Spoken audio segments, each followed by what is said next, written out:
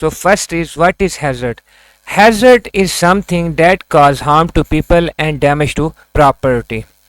अब for example first picture में देखें, ये ऑब्स्टेकल से ट्रिप हो रहा है, यहाँ देखें ये लैडर से गिर रहा है, ये चेयर से गिर रहा है, ये स्लिप हो रहा है। अब ये तमाम ये जो एक्टिविटीज़ हैं, लैडर, ये ईंट, ये चेयर, ये आयल स्पिलेज, ये तमाम हैज़र्ड हैं। क्यों? इनकी वजह से इन शख्स को तकलीफ़ आई है, चोट लगी है। इसी तरह जो भी चीज़ पीपल या प्रॉपर्टी को डैमेज करे, हम उसे हैज़र्ड कहते हैं। अब हैज़र्ड डिफरेंट तरह के होते हैं। पहले हैं फिज़िकल हैज़र्ड्स, इसमें वो जो जिस्मानी तौर पे तकलीफ़ है, स्लिपरी फ्लोर से हो सकती है, वायर से हो सकते हैं, फॉलिंग ऑब्जेक्ट्स हो सकते हैं। दूसरे हैं chemical hazard. Chemical hazard chemical से रिलेटेड हो, फ्यूम से रिलेटेड हो, गैसेस से रिलेटेड हो, वो केमिकल हैज़र्ड हैं। फिर हैं इलेक्ट्रिकल हैज़र्ड्स। इलेक्ट्रिकल सिस्टम पे काम करते हुए आपको इलेक्ट्रिक शॉक लगता है, करंट लगता है, कुछ भी, वो इलेक्ट्रिकल हैज़र्ड है। फिर है फायर हैज़र्ड। फायर हैज़र्ड किसी जगह आग लग जाती है। एक वीडियो देखें इलेक्ट्रिकल हैज़र्ड की, ये इलेक्ट्रिकल ओवरहेड पे काम कर रहा है। ये जो क्रेन का यहाँ जो लोग ठहरे हुए हैं सपोर्ट, ये वायर से लगती है, जिसकी वजह से यहाँ सारा करंट आ जाता है। Mechanical hazards. मैकेनिकल हैज़र्ड्स क्या होते हैं? जो मूविंग मशीन, अगर कोई मशीन चल रही है, आप उसके साथ इन्वॉल्व हो जाते हैं, आपको कोई अंदर आ जाता है, तो इसे मैकेनिकल हैज़र्ड्स कहते हैं। रेडिएशन हैज़र्ड्स क्या हैं? जहाँ यूवे, एक्सरे रेडिएशन, एक्सरेज का काम हो रहा हो, वो रेडिएशन है। एक और वीडियो देखें, ये इसे ग्राइंडिंग कहते हैं। ये ग्राइंडिंग काम कर रहा था, ये मशीन टूटी और इसने देखे हेलमेट पहना हुआ था, हेलमेट पे लगा और ये बच गया। अगर इसने हेलमेट ना पहना होता, इसके यहाँ सर पे लगता और सर कट सकता था, आंख पे लगता, आंख ज़ाया हो जाती। तो ये पीपीई पहनने की इंपॉर्टेंस होती है। और ये हैज़र्ड कौन सा है? ये मैकेनिकल हैज़र्ड है, क्योंकि मशीन से काम करते हुए इसे आया। अब हैज़र्ड और रिस्क दो मुख्तलिफ चीज़ें हैं।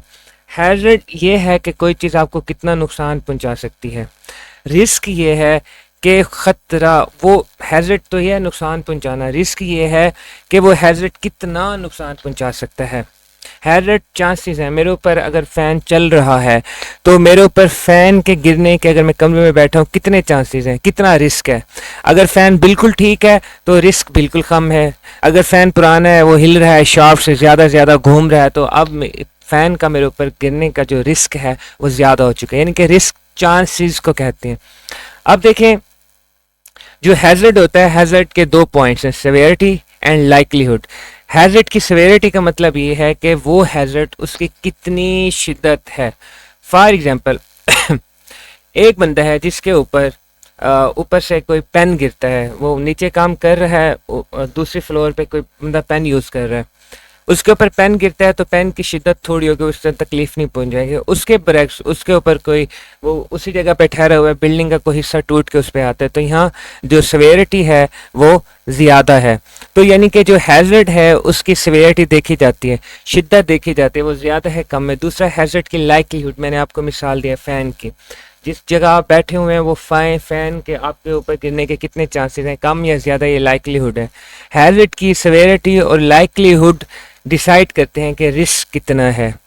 रिस्क की डेफिनेशन ये देखते हैं, देखें, लाइकलीहुड चांसेस ऑफ हार्म और इंजरी।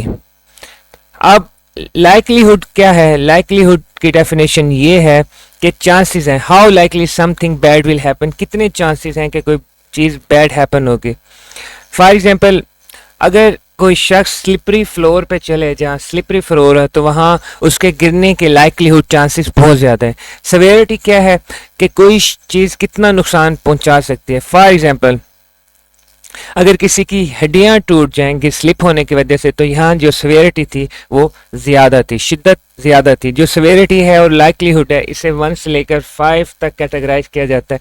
सवेरिटी 1 हो मतलब बहुत कम सवेरिटी है, अगर सवेरिटी 5 हो तो बहुत ज़्यादा सवेरिटी है। अगर लाइकलीहुड 1 है तो बहुत कम चांसेस हैं, अगर लाइकलीहुड 5 है तो बहुत ज़्यादा चांसेस हैं। अब जो रिस्क था, मैंने आपको बताया था, सवेरिटी और लाइकलीहुड मिल के रिस्क बनाते हैं। देखें, फार्मूला भी है ये, लाइकलीहुड और सवेरिटी को मल्टीप्लाई करेंगे, जो आंसर होगा हम कहेंगे उतना रिस्क है।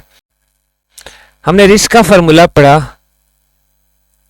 सवेरिटी प्लस मल्टीप्लाई लाइकलीहुड।